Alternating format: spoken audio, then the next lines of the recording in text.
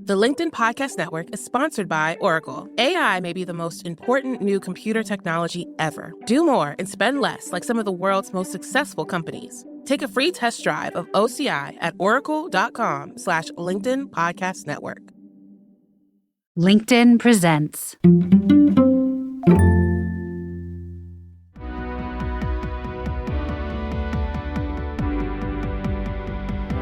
I'm Maura Aarons-Mele, and this is The Anxious Achiever, the show that looks at the intersection of mental health and work, and how we can all do both better.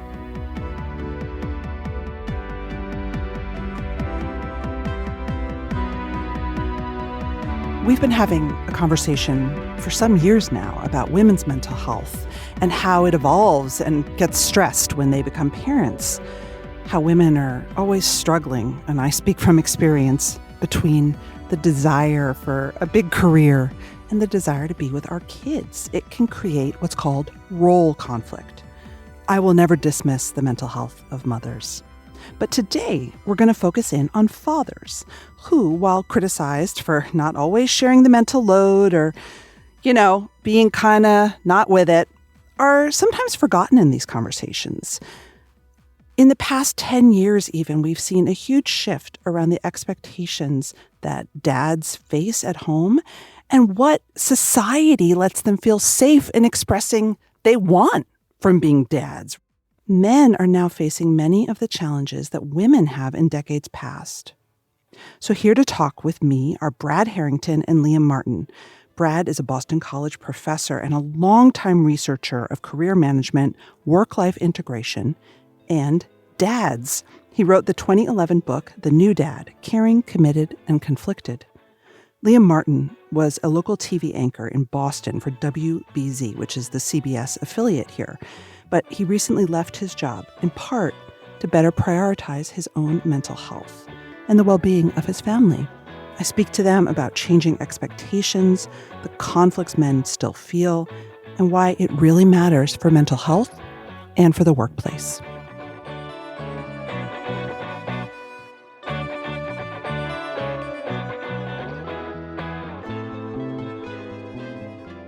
I wanted to start big picture with both of you and get your thoughts about how you've seen, you're both media savvy, you follow these storylines and public narratives, and at work. How's fatherhood changed in the past few years, maybe even since the pandemic?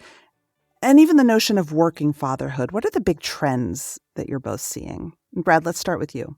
So, one of the changes you've seen is sort of society's acceptance of fathers as being more than breadwinners. And I think it's the case that they always were more than breadwinners, but there was a sense that, father's role in the family was a fairly detached one. And that, the old stereotypes about, dad brings home the paycheck and wait till your father gets home and all this stuff, I think was dispelled pretty early on, even in 2011 when we did our initial large quantitative study. And we realized that those two factors were very small compared to, fathers saying a good dad is somebody who's present, who's engaged, who's a good coach and mentor who provides support.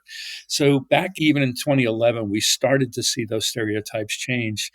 But just a couple of years later, we were asked by a big consumer goods organization to just kind of give them a view of how fatherhood is perceived based on research that we had done. And one of the areas we went into was how the father is portrayed in the media and in advertisements and stuff like that. And even though the concept of fatherhood was starting to change, I think generally what you saw in that was these characterizations of fathers that were really disparaging. It talked as, dad as incompetent, dad as Neanderthal. The famous case was when Huggies, and I hate to pull out a brand name, but when they said we put our diapers to the ultimate test, we left the kids home with fathers alone and to see over a weekend to see whether or not fathers, almost like the assumption is fathers are going to sit there and wait till their wife gets home in order to change the diapers. It was very dismissive. And one of my colleagues used to say, if we talked about women in the workplace the way we talked about fathers in the home, we'd be sued or we'd be dinosaurs or what we were saying would be outrageous. And yet it seemed to be permissible even a decade ago to kind of characterize fathers that way. Yeah. And what we've seen over the last 10 years is more and more acceptance of fathers in that broader role. We see advertisements that now show fathers in a much more positive light, oftentimes playing with their children, nurturing their children, that kind of thing, as opposed to taking their kid to McDonald's and playing football with them as if that's the be all and end all. That's really what I've seen, is that sort of continuous sort of evolution of fathers. I don't think we've had the dramatic change of the statements that the women's movement had. I don't think we have the leaders that the women's movement have had, but I have definitely seen progress over time. And I think organizations, particularly, which is what we study, are really starting to very much catch up with the view that, dads are very much engaged parents, want to be, need to be, and that's the way we're going to have to start viewing them in the future. Liam, what do you think? Yeah, it's interesting. Brad comes at this obviously from much more of a research background. And I think it's true that the notions around fatherhood are changing, thankfully. There's still some catching up to do. So, when I grew up, kind of the message you got growing up, and I think society still carries this to some extent, is that the dad should still provide, that is his primary job, is to make enough money to take care of the family. And at the same time, increasingly dads are under pressure to be more engaged and involved at home, and as dads and as a partner in household duties and all of that. And what it's done is led to these competing pressures on dads. And moms have tons of competing pressures of their own too, maybe even more. But the primary competing pressure for dads is, on the one hand, society, and survey after survey shows this is still the case, expects you to provide. And also, you need to be an equal at home. And men are torn. They are not sure where to put their priorities. And it can lead to this sense that they're not doing a very good job in either of those roles. A lot of role conflict. Exactly. I have felt it. I have seen it with my guy friends. I had a job in television news for 15 years that was very demanding. And at the same time, I had made a decision that I wanted to be a really involved dad and husband, and try to split things 50-50 as much as possible. Brad talks a lot about the difference between the egalitarian father and the conflicted father. And, the egalitarian father is one who believes that the household duties should be split evenly and is able to achieve that.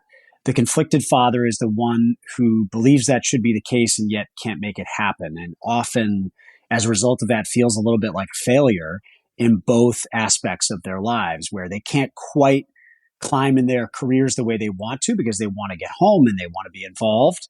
And, maybe they're a little bit more likely to take time off, that kind of thing. And yet they still don't feel like they're achieving at home in the way that society expects them to and that they want to. Yeah.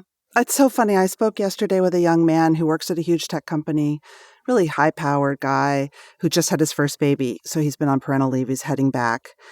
And he's like, I thought that this priority shift would happen and I would just have this, it's almost this clearing moment where it's like, my priorities in life are different now that I have a child and I'm here for my child. He's like, but I still can't sleep because of work and I have a new boss and I'm so worried about what's going to happen at work. And it's really upsetting me because I feel guilty because that's not where my priorities should be.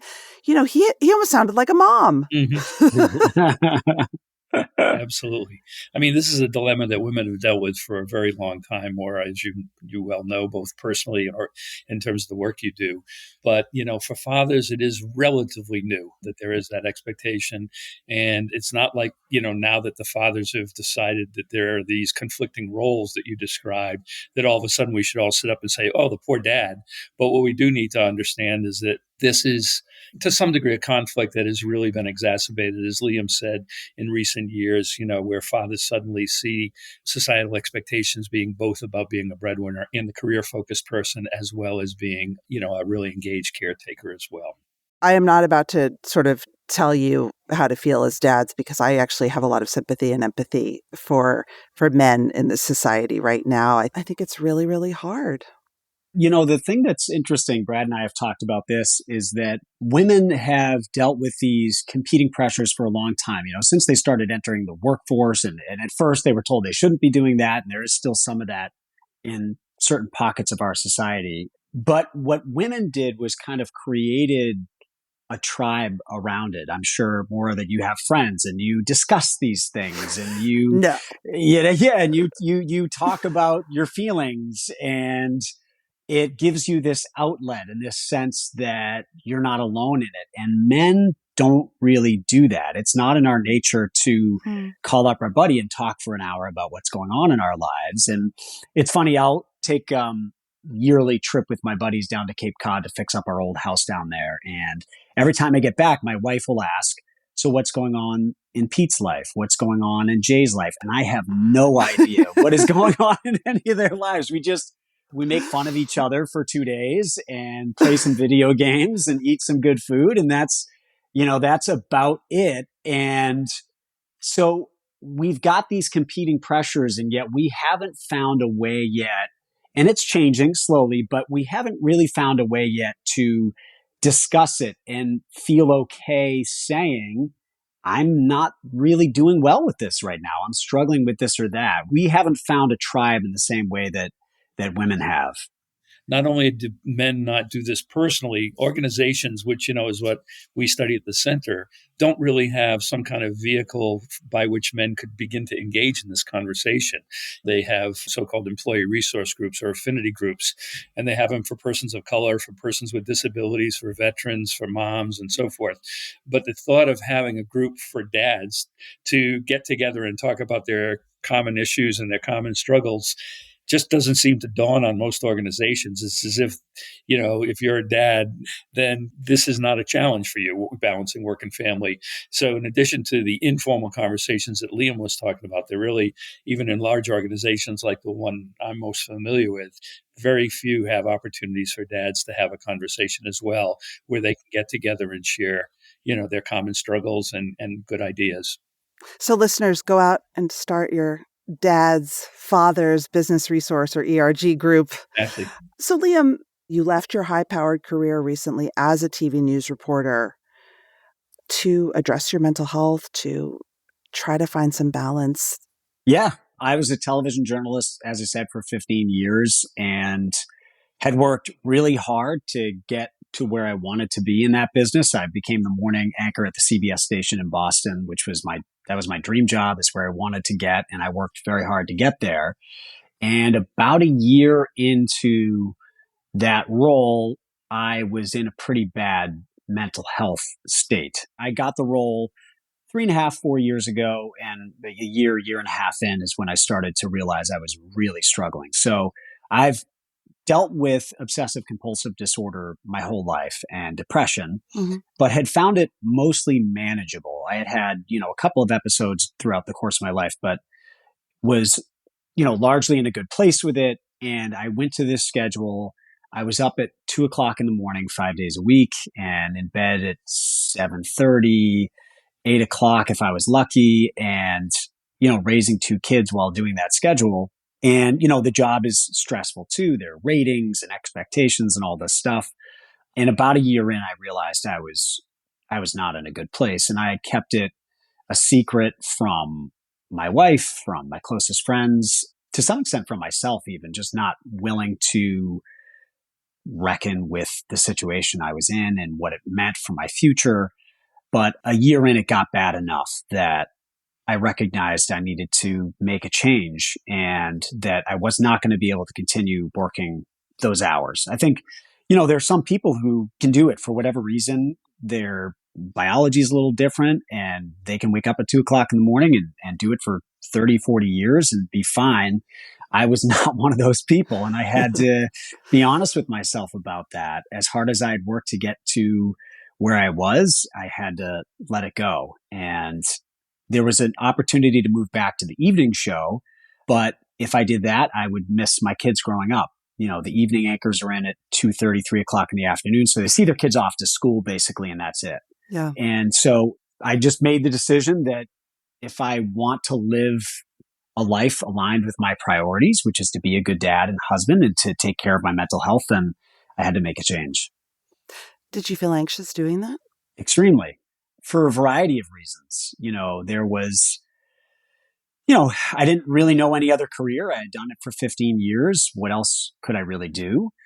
And then there were just the financial considerations. We've talked about the expectation in a lot of society that dads will take care of the family. And I had definitely created a situation in my family where that was the case. I was the breadwinner. And so I couldn't just jump to something else and, take a huge pay cut. It wouldn't have worked out for us financially. And I felt a little bit trapped by that. But I spent the next year continuing to do my job on TV and trying to find an exit plan. And I applied to all kinds of things and eventually struck gold with this idea to start a company and just use the skills I had created as a journalist to, build something else, build something for myself, which gave me, the ultimate flexibility, and I worked from home. So it was a long process with a lot of anxiety to get me to this point, but I'm glad I took the path I did. How do you anchor the news when you're depressed? When I'm depressed, my face hurts and it's so heavy I can barely talk. Yeah, that's interesting. Especially the morning show, you are supposed to be chipper. Yes. And high energy and getting people started for their day and cracking jokes and stuff. I've always been very good at hiding it. And I don't know that that's a talent. I'm not proud of that, but I hid it even from my wife, who is a psychologist for years, that I was in this state. And, in retrospect, she said, I knew something was up. I just didn't know the extent of it. But I found a way to just compartmentalize. I would show up to work and get on the desk. The lights would go on and I would do my job for the next 2.5 hours. And then it was almost like the air coming out of a balloon after the lights would go off. I would just slump and go back to my desk and go back into that state and then try to get back up again in 30 minutes to do it again. So I don't think that was healthy either. That doesn't sound great. It's funny. We always talk, in the corporate world about being your authentic self at work and, how important it is to be authentic and, not to put on a facade. But I'm guessing in your industry, Liam, it would have been, please don't be authentic, be happy, And I got to say, as somebody who happened to watch Liam for years on the morning show with his partner, Kate, they just presented this incredibly positive, upbeat, kind of jokey. It was just a very kind of, watching it in the morning was the best thing about the news was the fact that these two were so up, because my wife was always saying to me, stop watching the news. It's so depressing, but that's right. Brad, from your research, from your knowledge for decades, how many dads feel trapped like Liam did? Trapped with the expectations of financial responsibility and what they've worked. So, Liam, you went to Harvard, I know you graduated top of your class at Northwestern Journalism School. Like, the weight of the expectation can feel like a trap. I don't know how many fathers actually feel trapped. I can tell you that these conflicted fathers that Liam did a great job of describing earlier, those conflicted fathers, one of the things we looked at is these are the guys who really want to be both, and they're kind of stuck between a rock and a hard spot, trying to figure out how to resolve this dissonance, that they feel. Reported, really lower levels of life satisfaction, work satisfaction, career satisfaction. By and large, when you compare them to the other two groups that we researched, the egalitarian dads, and then the more traditional fathers. And those were the guys who had, wives who either stayed at home or certainly their career took a back seat. Mm-hmm. And these men, for the most part, by far the primary breadwinners within their family. But these conflicted dads, when you looked at the life fulfillment, life satisfaction, career enjoyment, all those kinds of things, they were the guys who scored the lowest on all those criteria. The conflicted dads or the traditional dads? No, the conflicted dads. The conflicted dads, yeah. Yeah. The traditional dads, for better or worse, and we hope that their wife agreed with them, the traditional dads had pretty much said, look, my priority is my career, and that's my way of contributing and being a good family member. And if their wives were in sync with them, which we don't know that they were or they weren't, but I assume that was at least a conversation these guys had. There's a lot of families who say we feel a traditional arrangement of some sort is really what's best, because it allows one of us to really pay almost 100% attention to the family, which is very important. So those guys, they were in their workspace and they were doing well financially, and they were doing well in terms of career advancement.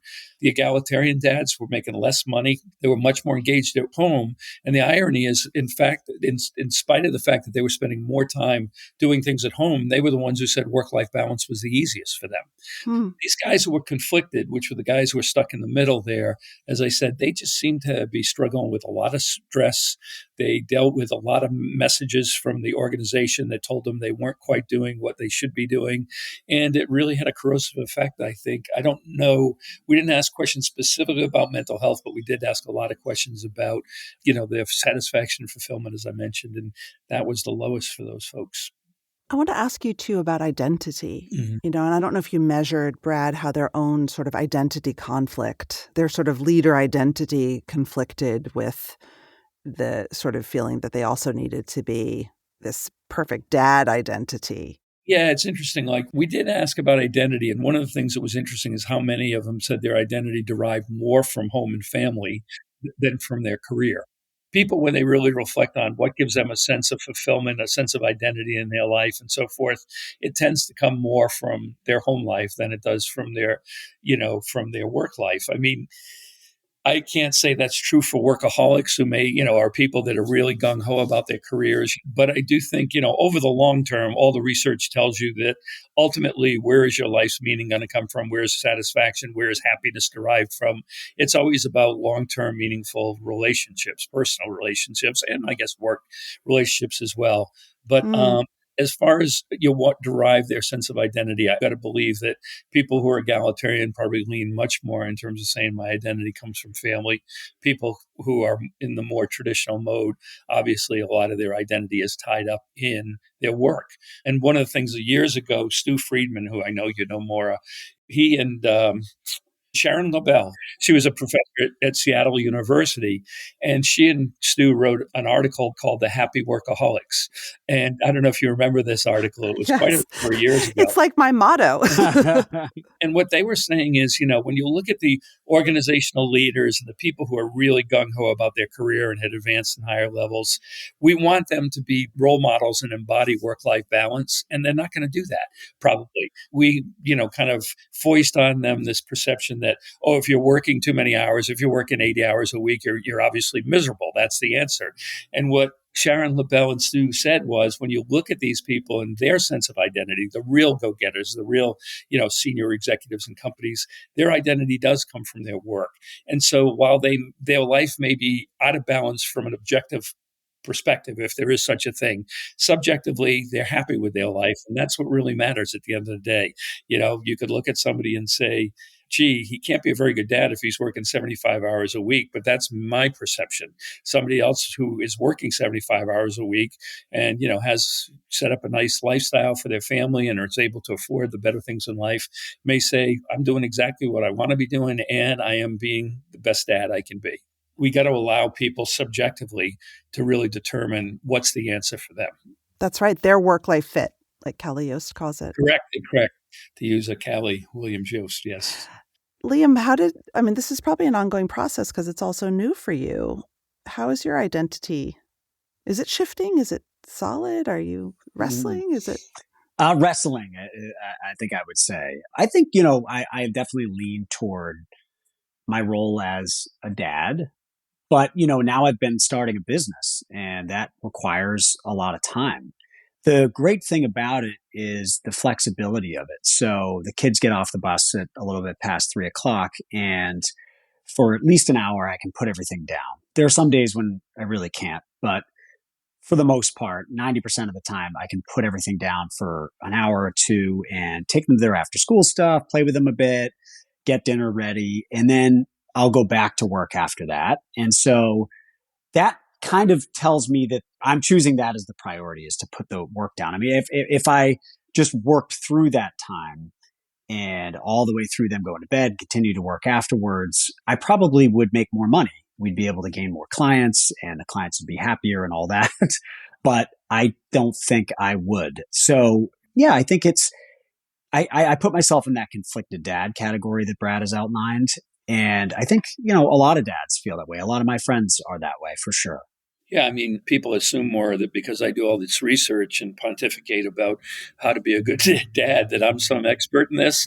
But I was, my story is not that different. So, I mean, I worked in a corporate role for 20 years. After I got my graduate degree, I worked for Hewlett Packard. And, initially I was pretty much in local operations. And then the more senior I got, I involved in, more national issues and then international. And pretty soon I was working globally. And, when my kids were very young, they were 4 and 2, and my wife was expecting, I was working 3,000 miles from home and commuting every other week. Wow. It was the same kind of a thing for me. But like Liam, I have to admit, I was a conflicted father. A lot of my identity was tied up in my role, my corporate role, and what I was doing. And it took sort of like finally like a moment, like Liam described in his article, where I said to myself, this just isn't working. And what's paying the price is my time with my family. Like Liam, I also had a very good paying job at HP and took a very, very big pay cut, very big, 75%. How does that sound? Whoa. Yeah, And was your yeah. wife working at the time, or was she home? No, she was home with the kids. That's scary. Totally. Most people say, gee, I'd like to change careers, but, I couldn't afford the 5% pay cut. And I just shake my head and go, you want to know what it feels like to take that kind of a pay cut? And we had 2 young kids and a third was on the way. And fortunately, I had kind of stockpiled money when I was making a lot and kind of said, we're going to try to see if we can make it through this. But it was, it wasn't easy. And there are times that my wife would look at me, and she's the most supportive person in the world, but she'd look at me and go, I'm sorry, what was so wrong with that corporate job? What was wrong with the stock options, the company car, and all this stuff? It just was kind of like one of those things that we both really had to adjust to. And fortunately, because we had, saved well, she was able to then, when the third baby came, stay home for almost 10 years. But it wasn't easy. It was a stretch. And then she went back to work and was very, very successful in a career at Tufts University. Wow. So at the end, she was making about the same as I was, which was great. Like Liam, I did feel the pressure to be a breadwinner. And the second thing was I was just caught up in this dilemma of I'm going from a corporate role where I feel like I'm very credible and very well respected into this academic world where it was a mystery to me. And I certainly was going to be a kind of a low man on the totem pole, relatively speaking. The LinkedIn Podcast Network is sponsored by Oracle. AI may be the most important new computer technology ever, but AI needs a lot of processing speed, and that gets expensive fast. Upgrade to the next generation of the cloud, Oracle Cloud Infrastructure, or OCI. OCI is a single platform for your infrastructure, database, application development, and AI needs. Do more and spend less. Take a free test drive of OCI at oracle.com/LinkedIn Podcast Network. Will AI improve our lives or exterminate the species? What would it take to abolish poverty? Are you eating enough fermented foods? These are some of the questions we've tackled recently on The Next Big Idea. I'm Rufus Griscom, and every week I sit down with the world's leading thinkers for in-depth conversations that will help you live, work, and play smarter. Follow The Next Big Idea wherever you get your podcasts. I want to shift here as we sort of round out to how we live with the conflict and thrive in the conflict. I personally don't see a world in our current always on, very black and white binary, shareholder capitalism driven world of work where we're not going to feel conflict if we have people we love in our life. I don't know anyone who doesn't. Mm-hmm. I mean, Liam, you're reinventing yourself. You're starting a business. That's what I did. I left corporate, did my own thing. How do we find ways to make the conflict manageable and even work for us? Wow. I will let you know when I figure that out. You take it day by day. It's kind of like challenges with mental health. I call it riding the wave. It's blocking out time for the things that really matter to you. It's trying to find somewhat of a routine and not being a slave to a routine, but finding a routine that allows you at the end of the day to say, okay, I think I did a pretty good job. And I think that's a fair standard, pretty good job on all the things that are important to me, my work, my family, my role as a husband, my role as a dad. If at the end of the day, you can say, I think I came pretty close, good enough for government work, then, try to follow that map each day. And I use breathing exercises, honestly, to make myself feel a little bit more present in the moment. And, I'll take a step aside and go, work is going like this and the kids are over here. And I'll just, take a step aside into the bedroom or whatever and do some breathing exercises and come back out and try again. Yeah, it's finding the strategies that work for you. And I'm a perfectionist. And I think that's part of the theme of this podcast. Yes. And it's trying to let go of some of that too. You're never going to get it exactly right. Mhm. Yeah, and I think from my perspective, like one of the things you got to do, and I taught courses at Boston College for years on this subject of aligning your values, your interests, and so forth with your actions. If you spend a lot of time saying, "Oh, these are the things I believe," but then you look at your calendar and say, "That doesn't look like what you believe in is really where you're spending your time and energy." There are ways you can go through exercises or just reflection. Ask yourself the question, am I really living out my values or aren't I? And it's amazing, Mm. having been a corporate guy, it's very seductive. You're traveling to nice places, you're doing, good gigs, you're making all this money, you've got stock options, people are patting you on the head. And there's a point at which it's like, gee, if I was just looking at the externalities, there's nothing wrong with this picture. However, like when I was doing that, I said, but when I look at my own values, how I feel, I feel unhappy. I feel stressed out. I feel like I'm not where I should be at this point in time. Then you've got to kind of say, well, how do I bring these two things into closer alignment, the values and the actions. I'm not saying that's easy to do at all, but it's important to do. The other thing is, if you have a partner or a spouse, it's so important to say two things really. How am I doing for them, or how are we doing together as a couple? That's huge, because part of conflict oftentimes comes from a feeling that I'm not doing, I'm not holding up my part of the bargain here. So part of it is really being able to say, am I doing okay for you? And how do you think we're doing as a couple in terms of bringing this stuff together? And the other thing is, and my wife was great at this, was her giving me feedback about what she was observing. For a lot of years, just going back one more time to my HP experience at the end where I was traveling, I was stressed out, I wasn't sleeping, blah, blah, blah. My wife was always saying, how do I pick up the ball? How do I cover for you? How do I, because half of the time I literally wasn't within 3,000 miles ever half the time. And I remember at a certain point, everything sort of came to a head. And my wife, who was always supportive, never negative, said to me, it's time for you to look for a new job. And she said it very calmly, but it's the first time she had ever kind of said, you need to fix this and you really need to get yourself in a much better situation because it's not working for you and it's not working for the family. So if you've got that kind of relationship, which I hope people have with a spouse or a partner, really give them an invitation to say, A, how's it working for us? And B, how do you think I'm doing? Like, give me some honest feedback. I'm sure Liam had mentioned in his piece that at one point, he said to his wife he was reluctant to seek help because it would make him look weak. And his wife, who sounds like a great partner, said there's nothing, weak about it. And in fact, the strongest people are people who know when it's time to ask for help. And I think when you've got a partner like that, I think, if I'm not misstating Liam, that really was a turning point for you in terms of saying, she's really putting her finger on the issue.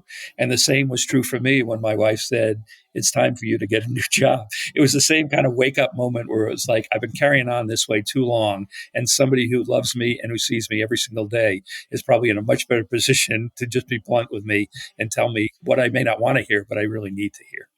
Yeah, absolutely. It was a turning point for me because I had held it and kept it a secret for so long, partly because I was unsure of the reaction I would have from her, which in retrospect, I should have known. Of course, she would have been supportive, but that was all my own stuff. Yeah. And then to see that she reacted in the way she did, it allowed me to then say, you know what, maybe other people in my life will react this way too. And I should trust that that will be okay and that it's okay to be vulnerable in this moment. Yeah. I think vulnerability is such a underrated force.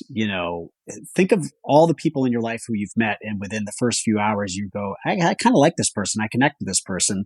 It's often because they're not putting on a front and they are vulnerable in some way. It doesn't mean they have to be an oversharer or whatever, but people who are willing to just kind of show themselves and show their cards. There's something powerful about that.